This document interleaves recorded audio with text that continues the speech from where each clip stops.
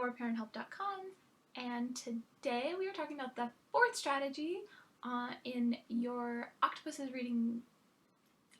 Guide to Reading Comprehension. It's child-led choices.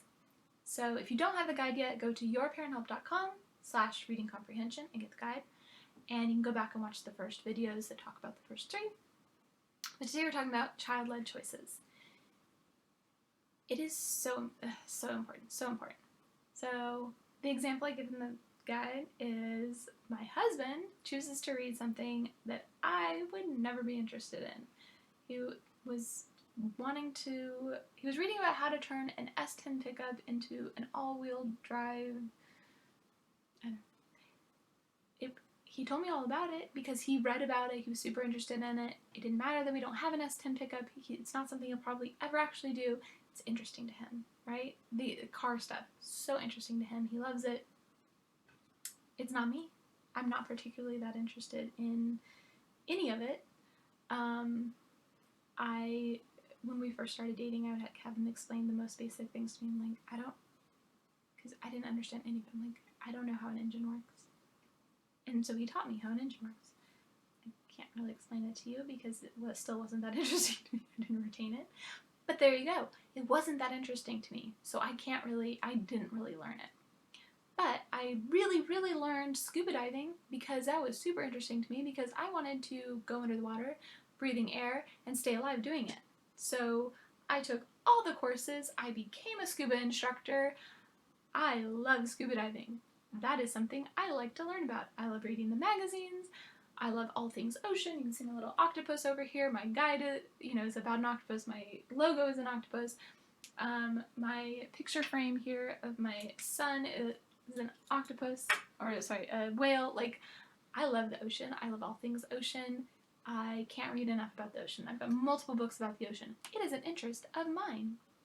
And while I would love for my children to adopt that same interest, they probably won't. They'll probably have something completely different. It won't be the cars, it won't be the ocean, it'll be something else that neither my husband or I are interested in, but that they'll be interested in. So we have to follow their choices, their interests. And what their interest is today will change to what their interest is the next day.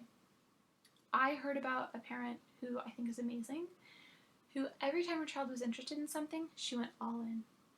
He was interested in dinosaurs? Okay. She put dinosaurs everywhere. She got dinosaur books. The whole world was dinosaurs.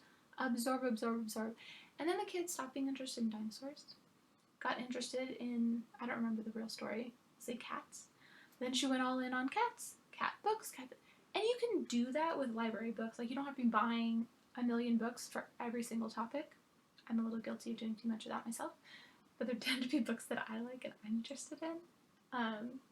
But you can do this. You want to follow their interest. Whatever they're interested in is what they should be doing. This is the one big problem with using a standard curriculum. They might have one passage in the whole set of curriculum about cars. They might have one about the ocean. And for some reason, your kid does so good that week. They can answer every question so good that week. But then the next week, when it's about dinosaurs, they don't answer any of the questions right. They're not interested. So we have to really use their interest as our advantage to build their comprehension skills by following whatever they're interested in. So you can look, if you have a curriculum that you're using, you can look at the questions that are being asked and change the questions slightly, like get the feel for what kinds of questions they're trying to work on, and change the questions to fit with a different text. A book you got from the library or whatever, right? You're using their interest and pairing that with the same comprehension skills. If you join the Facebook group Homeschooling Special Needs, which if you are on my email list, I'll have a link in there. You can ask and I'll help you find how to do those comprehension questions and stuff, but the biggest piece is they'll comprehend a lot more when they're interested in what they're reading. They'll just naturally comprehend a lot more. You can have much deeper conversations. You can apply it to so many other things.